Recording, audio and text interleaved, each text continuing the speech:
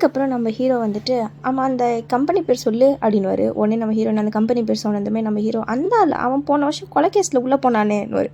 எது எனக்கு தெரியாமல் போச்சேன்னுவாங்க. நியூஸ் பேப்பர்லாம் படிக்கிற பழக்கம் இல்லையான்னுவாங்க. உடனே நம்ம ஹீரோன்னு சொல்லுவாங்க, நானும் ஒரு காலத்தில் நியூஸில் வரதெல்லாம் உண்மை நம்பிட்டு இருந்தானா நான் எப்போ பேயை பார்க்க ஆரம்பித்தேனோ அதுக்கப்புறம் எனக்கு அந்த நம்பிக்கையே போச்சு. உங்களுக்கு தெரியுமா நியூஸ் பேப்பரில் ஒரு பெயிண்டர் பற்றி அவன் வேர்ல்டு வைட் ரெக்கக்னைசேஷன் ஆனால் அந்த ஆள் உண்மையாலுமே அந்த பெயிண்டிங்கை ட்ரா பண்ணல, அதை அவன் செத்து போன ஃப்ரெண்டுக்கிட்டேருந்து திருடினது அப்படின்னு சொல்லிட்டு சொல்லுவாங்க. போயிட்டு வாங்க அந்த பெயிண்டர் யாருன்னு சொல்கிறேன்னு உடனே நம்ம ஹீரோ வந்து தள்ளி விட்டுட்டு நீ என்கிட்ட எதுவும் சொல்ல தேவையில்ல அப்படின்வாரு. நம்ம கண்ட்ரிக்கு நல்ல பேர் கிடச்சிருக்கு அதுதான் போதும், அது மீதியெல்லாம் எனக்கு உண்மையோ போயோ அது எனக்கு தேவையில்லைன்னு நம்ம ஹீரோயின் வந்து சரி அமைதியாக இருப்பாங்க. சரின்னா நியூஸ் பேப்பர் படினோடனே நம்ம நியூஸ் பேப்பரில் வந்துட்டு இந்த கம்பெனி கிங்டம் கம்பெனி பற்றி போட்டிருப்பாங்க. ஸோ நடக்க போகிற சம்மர் ஃபெஸ்டிவல்னால குழந்தைங்களுக்கு ரொம்ப லாபமா அப்படின்னு போட்டிருப்பாங்க. உடனே நம்ம ஹீரோயின் அதை படித்தோன்னே நம்ம ஹீரோ நல்லா இருக்குது கேட்குறதுக்கு படின்னுவார். அதுக்கப்புறம் இந்த பக்கம் கட் பண்ணிட்டு நம்ம அங்கிள்ஜியை காட்டுறாங்க. அங்கிள்ஜி வந்துட்டு இன்னொரு பொண்ணுக்கிட்ட நம்ம கிம் மேனேஜர் இடத்த ஹீரோயின் தான் பிடிச்சிட்டு இருக்காலாம் இப்போது அப்படின்னு சொல்லிட்டு இருப்பாரு.